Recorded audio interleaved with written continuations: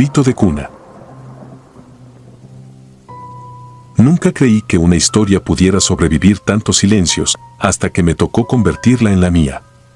Todo empezó con la libreta arrugada que heredé de mi abuelo Mateo cuando cumplí 27 años.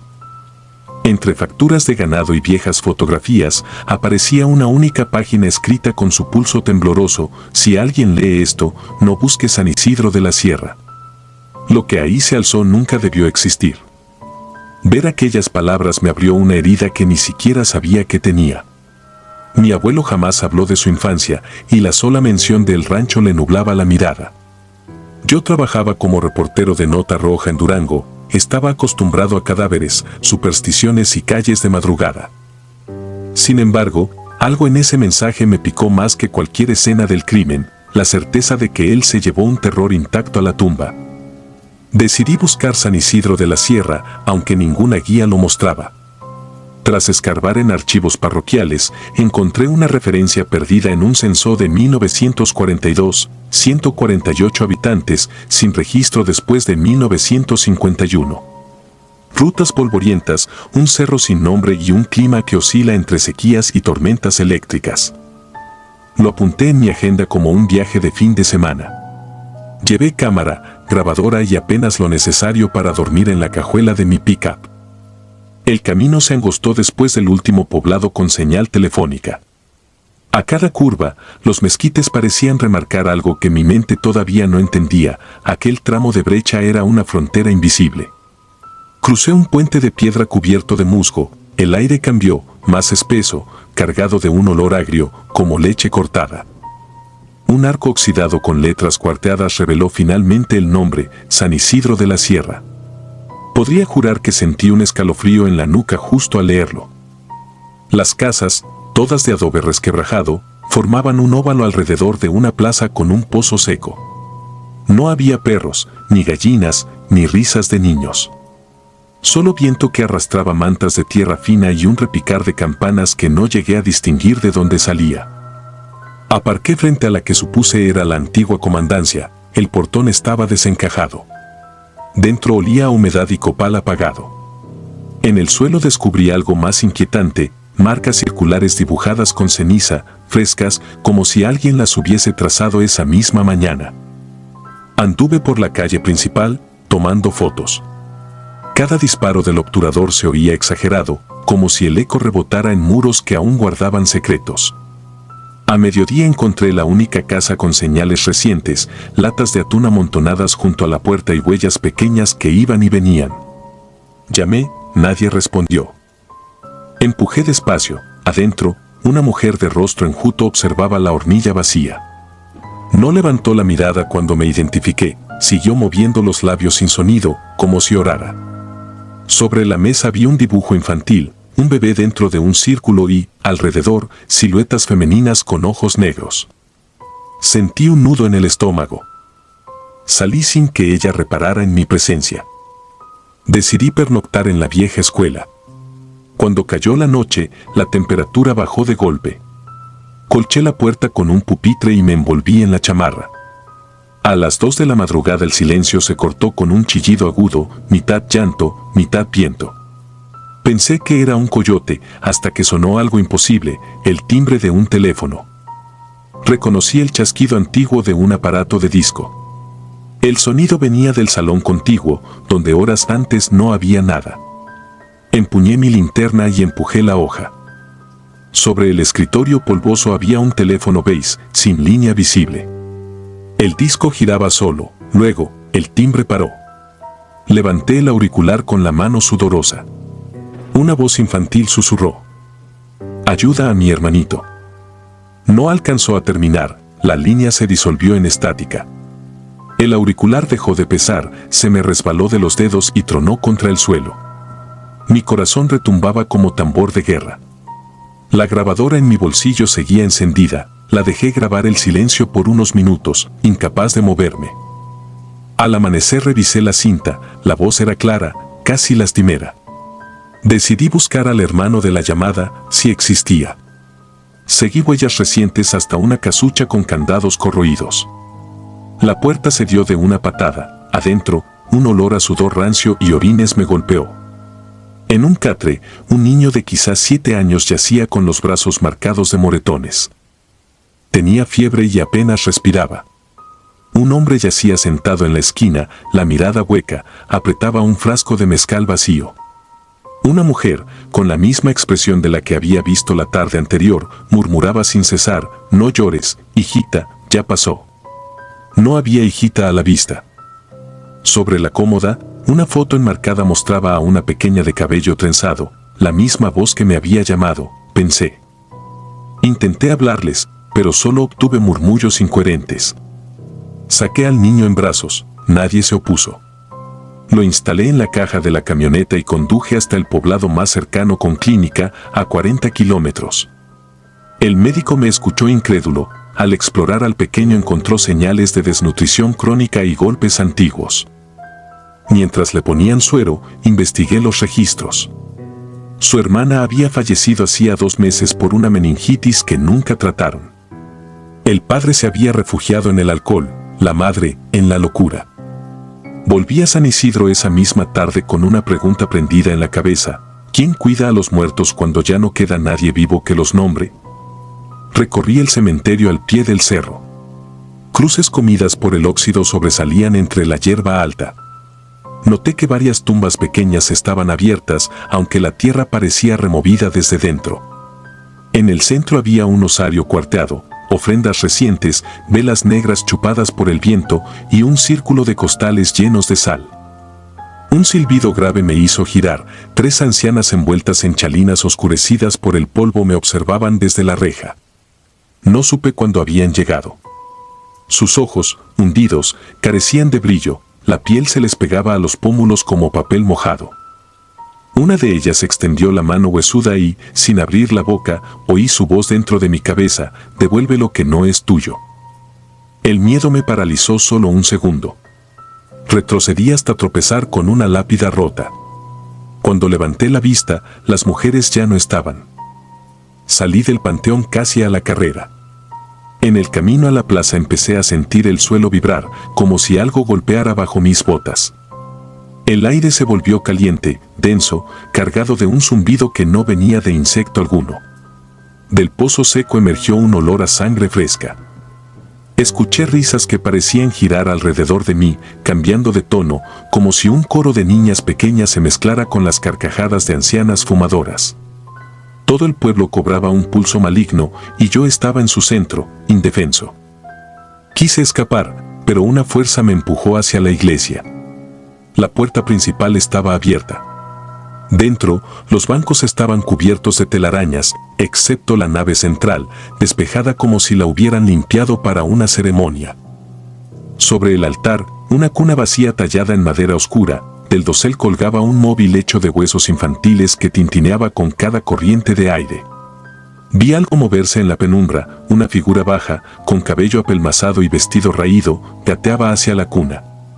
La reconocí por la fotografía, la hermana muerta. Un crujido sobre mi cabeza anunció que no estaba solo. Miré arriba. Las 3 ancianas estaban pegadas al techo, reptando con manos y pies como insectos gigantes. Sus bocas abiertas mostraban encías rojas, sin dientes. Corrí. Salí a la noche, no sé en qué momento volvió a oscurecer, y sentí el viento rasgarme la cara con arena. El arco de entrada ya no estaba. El camino se había cerrado bajo una pared de chaparral imposible de atravesar. El zumbido ahora era un grito grave que inflamaba los tímpanos. De pronto la tierra cedió. Caí varios metros por una grieta que se abrió bajo mis pies. El golpe me dejó sin aire. Al incorporarme, descubrí un túnel que serpenteaba bajo el pueblo. Las paredes estaban pintadas con manos diminutas impregnadas en cal, cada mano tenía 6 dedos. Seguí adelante, con el instinto como único norte, hasta que la galería se abrió a una cámara circular. Allí, cientos de cunas se alineaban formando una espiral. En cada una descansaban pequeños muñecos de trapo con la boca cosida. Entre ellas, figuras encorvadas y silenciosas se mecían, entonando un arrullo sin voz. No tenían rostro, solo piel pálida estirada sobre la calavera. Un alarido infantil, el mismo que escuché por teléfono, resonó desde el centro de la espiral. Vi al niño que había rescatado, envuelto en vendas, sobre un altar de piedra. Las ancianas me rodearon. Sentí el sabor metálico del miedo llenar la garganta. Una mano invisible me empujó de rodillas. En ese instante, el suelo tembló de nuevo. El techo crujió. Fragmentos de adobe y raíces secas cayeron como lluvia sucia. Afuera, un trueno reventó la montaña, la ladera se desgarró con un rugido colosal. Una avalancha de rocas sepultó la entrada del túnel, el polvo me cegó. Oí gritos, huesos quebrarse, madera astillarse. Me arrastré a tientas buscando aire y encontré un resquicio por donde colaba la noche estrellada. Salí rasgándome la espalda. El cerro entero se había deslizado sobre San Isidro, aplastándolo. Entre la polvareda solo quedaban puntas de vigas y columnas asomando como costillas rotas. Me desplomé en la terracería cuando apareció el primer destello de sirena. Un convoy militar se acercó con lámparas halógenas. Dije mi nombre y señalé el derrumbe. Nadie creyó mi versión sobre ancianas adheridas al techo o cunas bajo tierra. Los soldados registraron la zona durante 3 días, declararon la búsqueda sin resultados, solo encontraron rocas y polvo. El parte oficial, deslave por lluvias atípicas. El niño sobrevivió. Lo reubicaron en un orfanato de Gómez Palacio. Visité el lugar un mes después con la grabadora. Al reproducir la cinta, solo se escuchaba ruido blanco. Cuando el pequeño me vio, se cubrió los oídos y comenzó a llorar. Una trabajadora social lo calmó. Al irme, él me dedicó una frase que aún me despierta en la madrugada. Las señoras siguen cantando, susurró, pero ahora cantan tu nombre. Desde entonces, cada noche a las 3 de la mañana suena en mi departamento un timbre que no existe. A veces contesto. Al otro lado, el silencio respira. No he vuelto a San Isidro de la Sierra. Tal vez nadie pueda, tal vez ya no esté. Pero cada vez que empieza a llover en la sierra y las montañas vomitan niebla, pienso en esas cunas sepultadas y en las voces que se niegan a morir. Comprendí demasiado tarde el mensaje de mi abuelo. Hay pueblos que no necesitan aparecer en los mapas, basta con que vivan dentro de quienes no pudieron escapar. Y cuando el eco de un llanto atraviesa la línea telefónica de la memoria, ya no hay vuelta atrás. Los hijos del silencio. Tenía 12 años cuando mi madre decidió que pasaríamos las vacaciones en San Laureano, un caserío replegado entre cerros áridos del norte de México. El mapa lo mostraba como un punto sin nombre a un costado de la antigua carretera 47, en los censos, apenas figuraba. Allá vivían mis abuelos maternos, aferrados a un puñado de huertos resecos y a una capilla de adobe que se caía a pedazos. El camión nos dejó junto a un letrero oxidado y, desde el primer paso sobre la tierra agrietada, sentí que el aire cargaba un cansancio ancestral, como si el lugar hubiera envejecido más rápido que el resto del mundo. San Laureano tenía 16 casas, aunque solo 5 seguían habitadas. El resto yacía con techos vencidos, muros sin yeso y puertas desvencijadas que abrían paso a cuartos huecos donde el viento silbaba como un niño enfermo. No había tiendas, ni luz pública, ni señal de radio. Las noches se encendían únicamente con lámparas de queroseno y con las brasas que mis abuelos avivaban al caer el sol. Dentro de esa oscuridad, la quietud no era silenciosa, crujía la madera vieja, retumbaba algún caballo suelto más allá de los agostaderos y, de vez en cuando, emergía el chillido seco de un ave que nunca alcancé a ver. Me acostumbré rápido a la monotonía, quizá porque la infancia todo lo vuelve juego. Montaba una bicicleta prestada y pedaleaba callejón tras callejón de tierra, convencido de conocer cada rincón.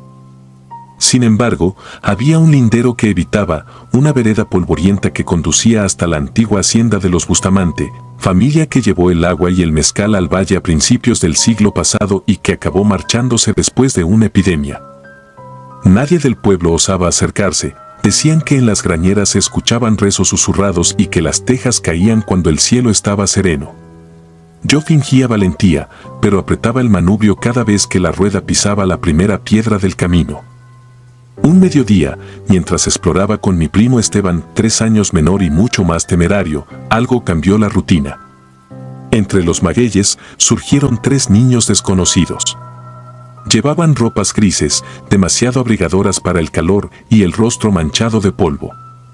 Jugaban con figurillas de barro quebrado, sentados frente a la verja despintada de la hacienda. No hablaron ni sonrieron. Solo alzaron la cabeza cuando pasamos, y sus ojos, de un negro profundo, parecieron absorber la luz. Intenté saludarlos con la mano, ninguno reaccionó. Esteban me retó a acercarnos, pero un escalofrío me heló la garganta y preferí rodar de vuelta a la casa. Esa noche no pude dormir. El silencio del caserío se me clavó bajo la piel, amplificado por el zumbido de los grillos y el goteo intermitente de una llave en la cocina. Imaginé los ojos de aquellos niños, fijos, expectantes, como si aguardaran algo que solo nosotros podríamos darles. Al amanecer, conté a mi abuelo lo que había visto. Él se quedó inmóvil, tazón de atole en mano, y luego apretó los labios hasta que desaparecieron sus arrugas más finas. Dijo que hacía 28 años, 3 hermanos de apellido Duarte murieron atrapados dentro del aljibe de la hacienda, víctimas de una broma cruel que terminó en desgracia. Desde entonces, nadie había habitado el lugar. El cementerio parroquial albergaba sus tumbas, desgastadas y sin flores. Será tu imaginación, Sanjo. Por algo nuestras sombras se alargan a la hora de más calor. No insistí, pero descubrí que Esteban también nos recordaba con perfecta claridad. Decidimos regresar a la vereda a media tarde, cuando el sol mordía menos. Llegamos pedaleando, corazones en la boca. Allí estaban otra vez, los mismos 3, idénticos ropajes, idéntica postura. Esta vez, uno sostenía una rama como espada y dibujaba surcos en la tierra. Nos detuvimos a un par de metros. Ninguno habló, sin embargo percibí un murmullo lejano, como si el viento arrastrara palabras en otro idioma. Sentí el olor rancio de agua estancada, pese a que el arroyo más cercano se había secado años atrás. Esteban, envalentonado, cruzó la verja vencida. Dio un paso en el patio y el polvo se levantó. Los niños dejaron caer sus figuras de barro al unísono. El más alto giró, mostrando un rostro salpicado de grietas resecas en la piel, como si fuera yeso por dentro. Le extendió la mano. Mi primo iba a tomarla cuando un crujido retumbó desde el granero y la puerta, hinchada de humedad, se abrió violentamente.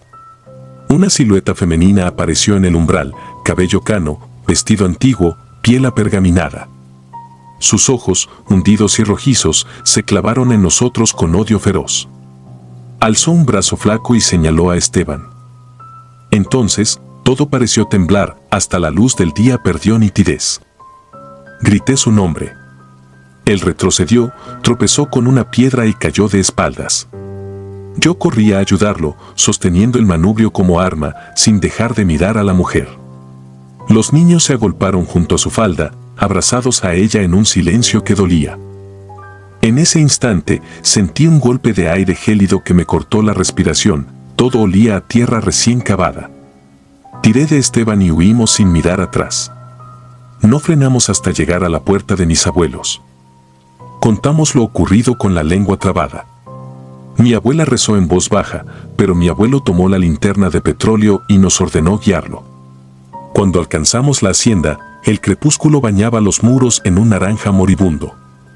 No había niños, ni mujer, ni rastro alguno de huellas en el patio. El portón crujió cuando mi abuelo lo empujó. Dentro, la penumbra olía a orín de murciélago y a costras de calorías. Avanzó varios pasos, alumbrando vigas carcomidas y un aljibe vacío en medio del suelo.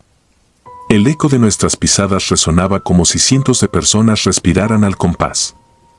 No tardó en admitir que aquel lugar llevaba décadas sin ser pisado. Nos reprendió por fantasear y volvimos al pueblo sin encontrar prueba de lo que narramos. Durante los días siguientes, Esteban enfermó. Fiebre alta, sueños convulsos, murmullo constante.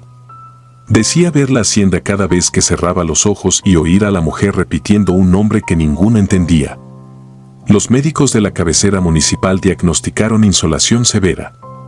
Yo me quedé velándolo, mientras una punzada de culpa me devoraba. Al tercero amanecer, despertó sobresaltado. Tenía los labios pálidos y los párpados rojos. Antes de volver a desmayarse, susurró que los niños no estaban muertos, seguían buscando a alguien que los sacara del aljibe. El último día de verano, mis padres decidieron marcharnos. Me despedí rápido del caserío, tratando de enterrar el recuerdo en la curva polvorienta que nos alejaba de él. Sin embargo, las sombras de San Laureano viajaron conmigo. Crecí en la ciudad, estudié ingeniería y fui olvidando detalles, el olor a mezquite ardiendo, el rumor de los insectos, las grietas en la calle. Pero jamás pude borrar la imagen de esos ojos negros ni la voz de esa mujer erizada de furia. 20 años después, era 2024, una investigación me llevó de vuelta a la región. Aproveché un fin de semana y conduje hasta lo que quedaba del pueblo. Encontré la capilla colapsada, la casa de mis abuelos reducida a escombros y la mayoría de las moradas cubiertas de maleza. Solo quedaba en pie la hacienda Bustamante, ennegrecida, como un hueso que se niega a desintegrarse. El portón seguía abierto, balanceándose con el viento. Aparqué el auto y entré sin linterna, la luz de la tarde se filtraba entre tablones, mostrando destellos de polvo en suspensión. Avancé hasta el aljibe. El brocal de piedra estaba fracturado y un hedor ácido escapaba de la profundidad.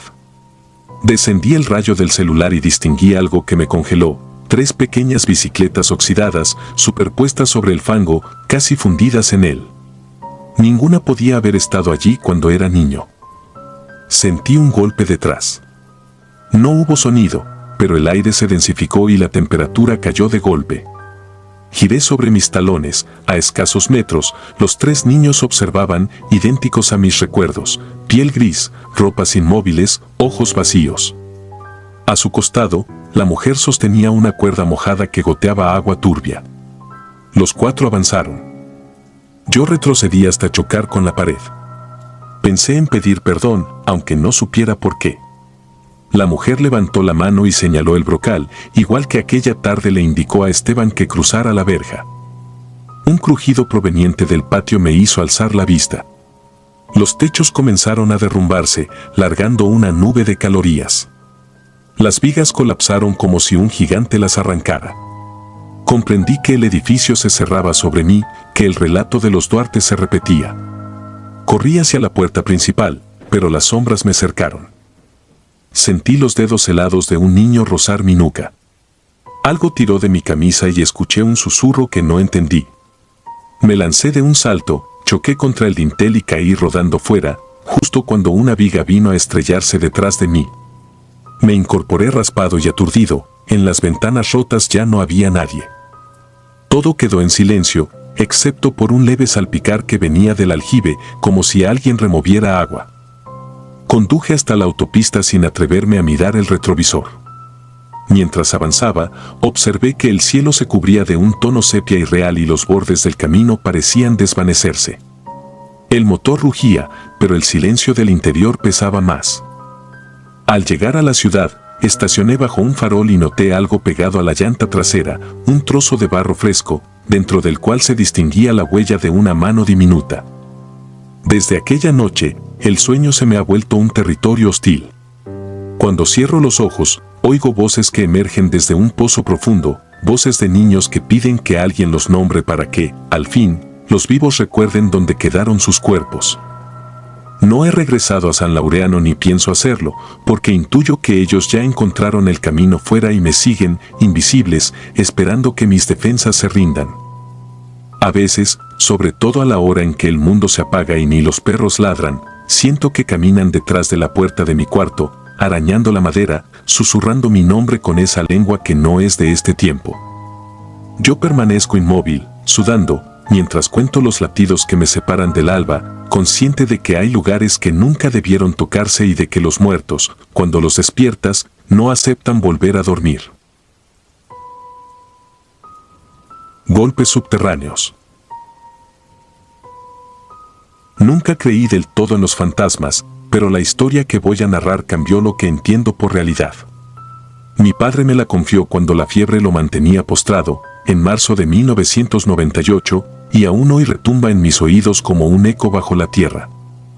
Él había vivido casi toda su juventud en Santa Teresa de la Cumbre, un caserío perdido en la Sierra de Sonora que, a mediados de los 70, sobrevivía gracias a una mina de cobre abierta sobre una ladera roja y quebradiza. Aquella veta atrajo a decenas de familias. Sin embargo, bastaron unos segundos de derrumbe para sepultar la bonanza y transformar el poblado en un esqueleto de madera y lámina. Quienes pudieron se marcharon la misma semana del accidente. Mi padre no, él había enterrado a su madre allí y creía que marcharse era desprenderse de lo último que aún lo anclaba al mundo. De modo que se instaló en una casucha distante, junto a un arroyo que en verano olía a herrumbre y se alimentaba de la casa menor y de un huerto raquítico que apenas sobrevivía al sol inclemente. Durante el día, el viento traía un silencio casi apacible. Por la noche, esa misma calma se convertía en una cúpula opresiva, como si el valle entero contuviera la respiración. Las primeras semanas tras la tragedia fueron densas de dolor, pero soportables. Fue después, cuando la mina quedó sellada con gruesos tablones que resumaban brea, cuando los ruidos empezaron. Al principio eran murmullo, golpes sordos, casi latidos, que mi padre adjudicó a pequeños desprendimientos internos. Más tarde, aquellas sacudidas se volvieron rítmicas y feroces, como martillazos en una puerta imaginaria. Cada noche parecían más cercanas y más impacientes. Se convenció de que todo tenía una explicación física, el cobre al oxidarse, las vetas reacomodándose, la presión de las capas. Pensar lo contrario habría significado aceptar que algo había sobrevivido al derrumbe. Sin embargo, una madrugada de octubre de 1976, los golpes alcanzaron tal estruendo que el suelo de su choza vibró. El agua del cántaro tembló como si alguien la agitara. Mi padre se levantó sobresaltado, tomó la lámpara de aceite y, empujado por una mezcla de curiosidad y miedo, caminó hacia el corazón oscuro de Santa Teresa. El pueblo era un cadáver varado entre montes. Las casas abandonadas mostraban interiores desollados por el polvo, las ventanas crujían al menor soplo y el aire olía a cal quemada. No se escuchaba más que el crepitar de la lámpara y, por debajo, ese martilleo subterráneo que parecía marcar el paso de un ejército invisible. Cada uno de esos golpes se le clavaba en los nervios. Aún así, siguió avanzando hasta la boca de la mina. Las maderas que la sellaban estaban arqueadas hacia afuera, como si algo al otro lado empujara sin descanso. De entre las rendijas brotaba un vaho tibio, impregnado de azufre y metal. Mi padre sintió que un sudor frío le recorría la espalda. Aún así, se acercó lo suficiente para apoyar la mano en la superficie áspera del tablón central. Al instante, el golpeteo se detuvo y el silencio resultó más aterrador que el estruendo previo. Entonces lo vio, un resplandor tenue, azulado, que serpenteó entre las rendijas antes de extinguirse igual de rápido. Y lo siguiente fue una concentración de sombras, siluetas humanas surgiendo como manchas de tinta tras el tablón principal. No eran cuerpos sólidos, pero tampoco simples fantasmas evanescentes. Se distinguían los cascos polvosos, las lámparas rotas, los overoles desgarrados. No parecían pedir ayuda, los gestos de sus rostros sin rasgos reclamaban compañía, una presencia viva a la que aferrarse. Mi padre sintió que la sangre se le espesaba, que el corazón golpeaba sin ritmo. Hubiera huido entonces, pero no respondían sus piernas. Algo luminoso, imposible de definir, escapó del interior de la mina, le rozó el pecho y cortó el aire con un silbido helado. Ese destello lo sacó del trance, soltó la lámpara y corrió. No miró hacia atrás hasta alcanzar el arroyo. Allí, jadeante, creyó escuchar pasos sobre la grava. Al voltear, solo halló la noche y el rumor del agua. Sin embargo, el miedo ya había echado raíces.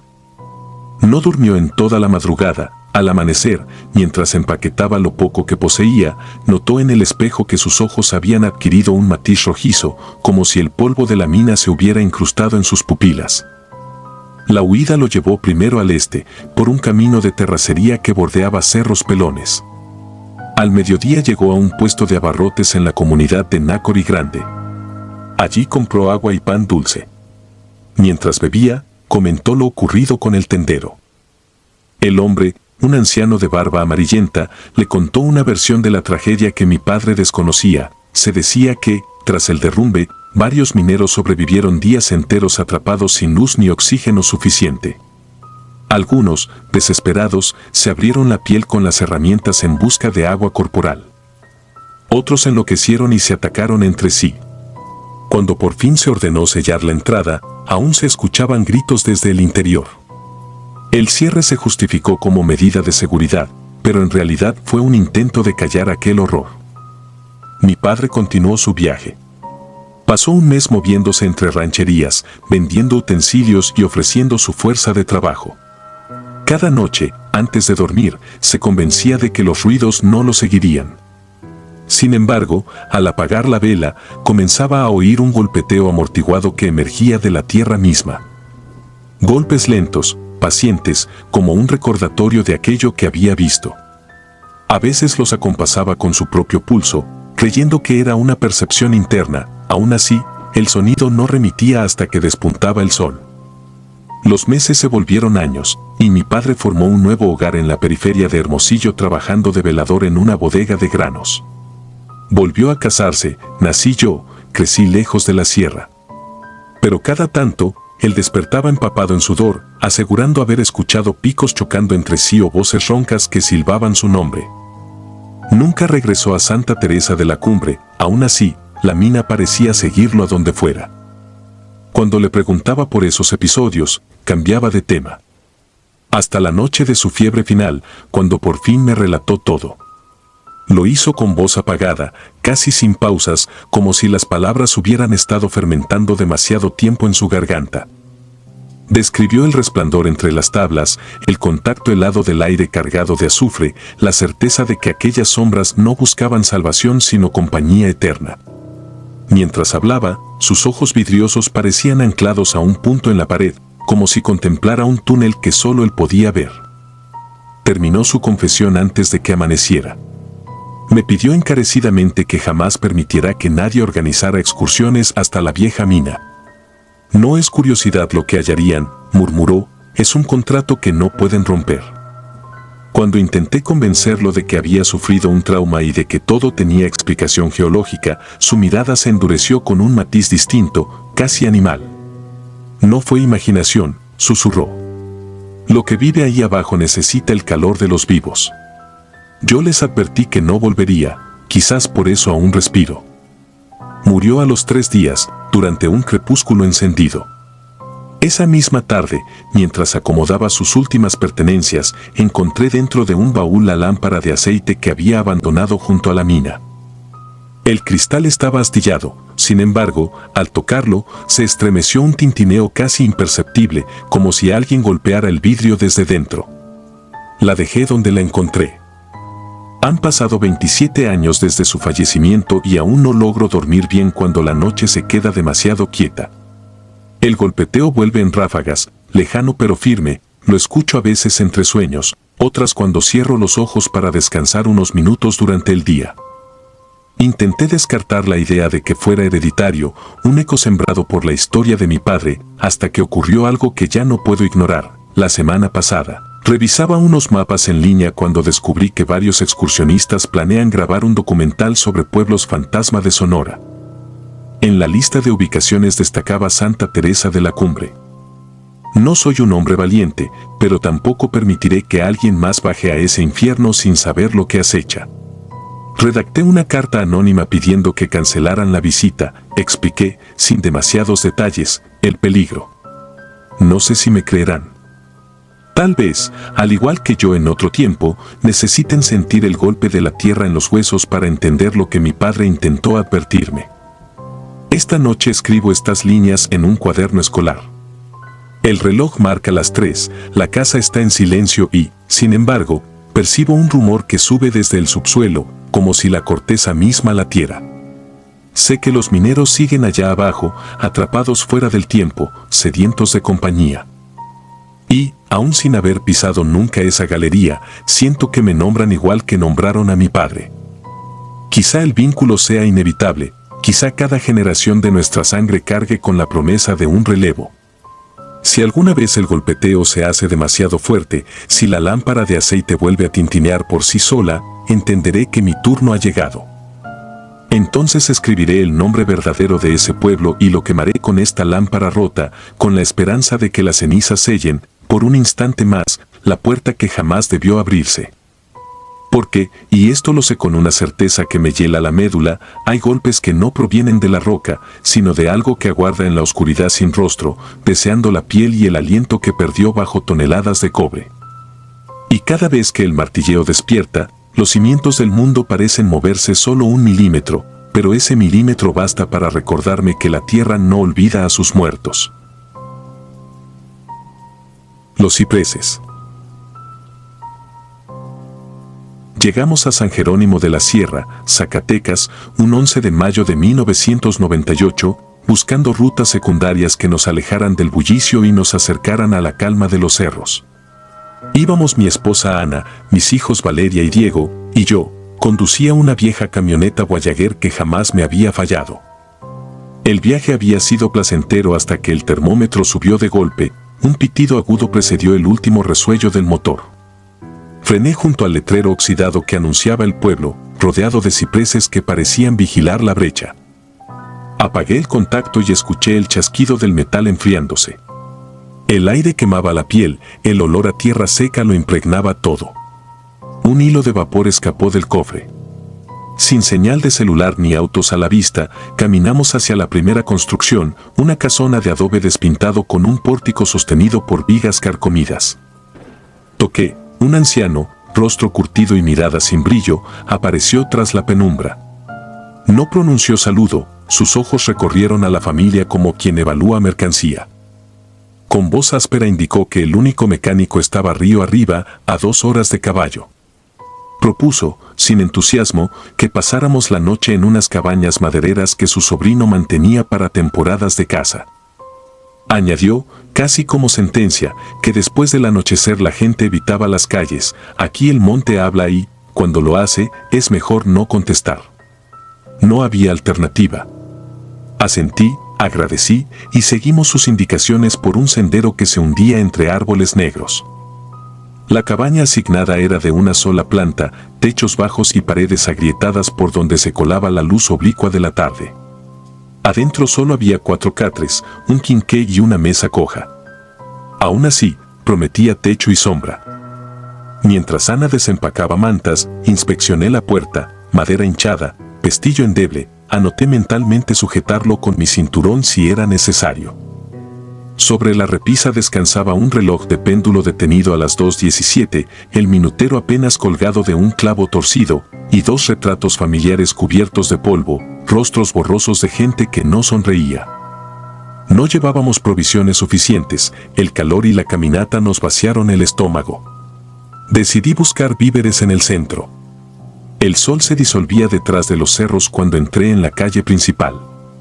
Ventanas tapiadas, fachadas descascaradas, puertas sin números. Solo un viejo tendedero colgaba una sábana gris que crujía con el viento. Ningún letrero de tienda. Ningún perro, ni siquiera insectos. Una campana resonó a lo lejos, hueca, como si alguien la meciera sin ritmo. Regresé con las manos vacías, pero con una sensación viscosa de ser observado. Al llegar a la cabaña, encontré a Ana en la entrada, señaló el suelo. Marcas de botas recientes circundaban la puerta, pisadas que no coincidían con las nuestras. Cerré por dentro con el pestillo y trabé la manija con una silla. Encendí el quinqué, la luz tembló revelando motas de polvo que danzaban como ceniza. Valeria, de pie junto a la ventana, susurró que había visto un hombre sin camisa parado junto a los cipreses. La reprendí con ternura para no alarmar a Diego, que leía un cómic rasgado. Alrededor de las 11, el viento se calmó de golpe. El silencio se volvió compacto, como si absorbiera el aire de los pulmones. El reloj muerto en la repisa emitió, contra toda lógica, un tic-tac aislado. El péndulo se sacudió medio segundo y volvió a inmovilizarse. Acto seguido, un golpe seco en la pared de atrás hizo vibrar las tablas del piso. Me aproximé, nada.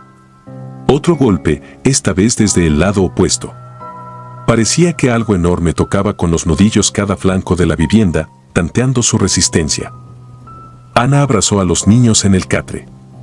Entonces, un olor acre, mezcla de sudor rancio y tierra mojada, se filtró por las rendijas. Los cristales de la ventana se enturbiaron con vaho desde el exterior, como si alguien respirara sobre ellos.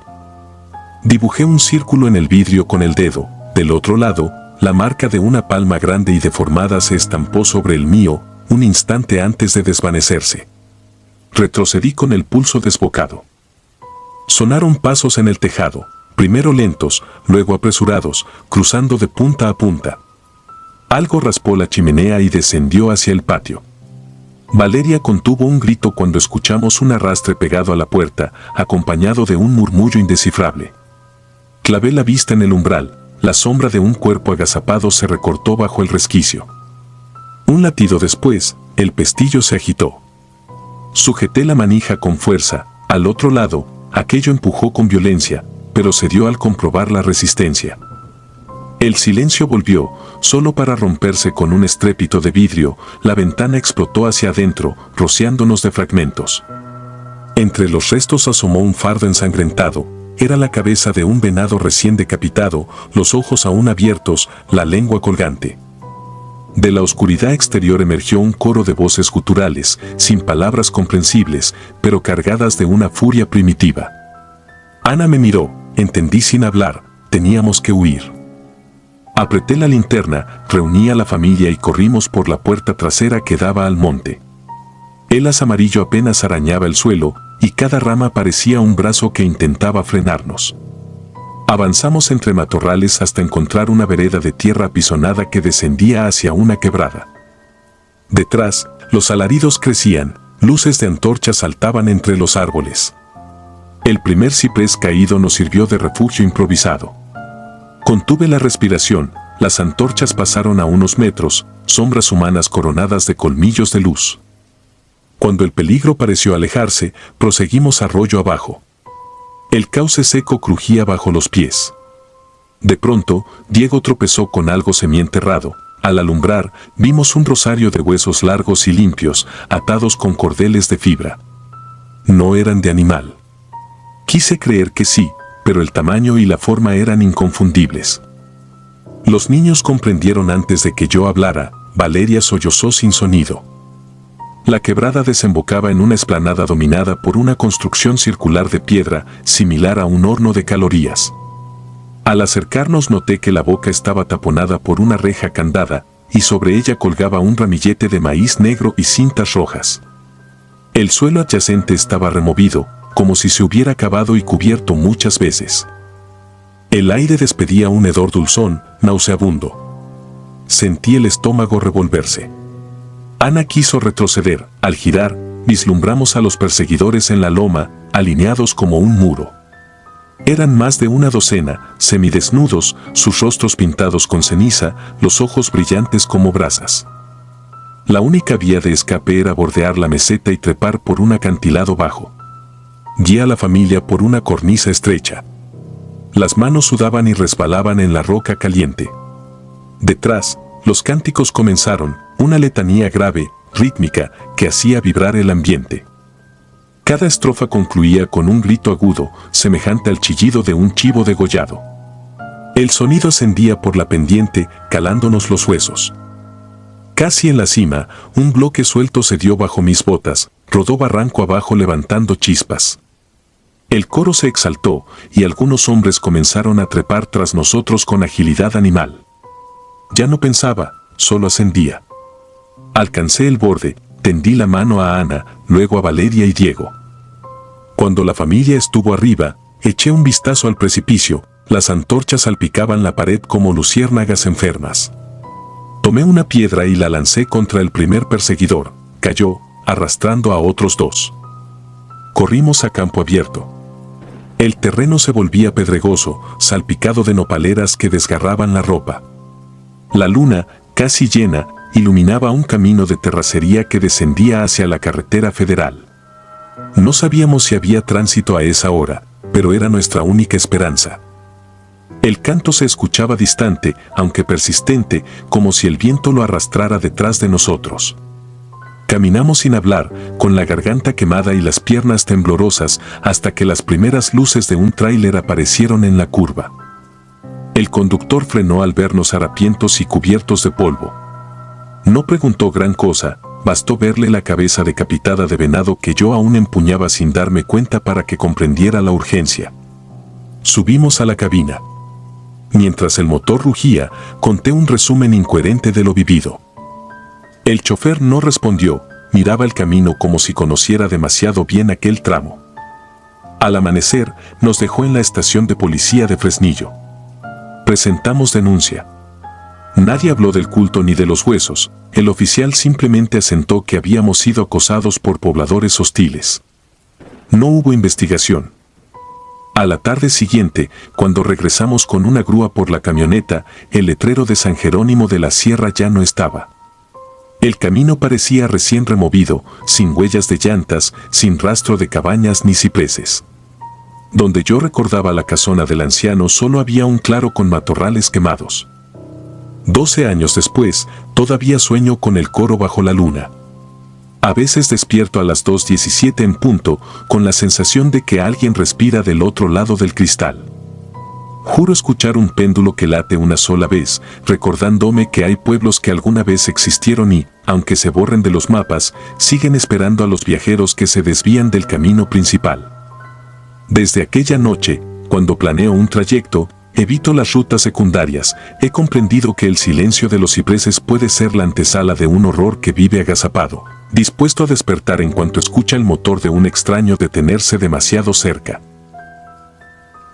Si disfrutas de los relatos, te invitamos a apoyarnos con un like y un comentario, ya que eso nos ayuda muchísimo. Además, si aún no estás suscrito o suscrita, te animamos a formar parte de la comunidad del terror. Muchas gracias por escucharnos y por tu apoyo.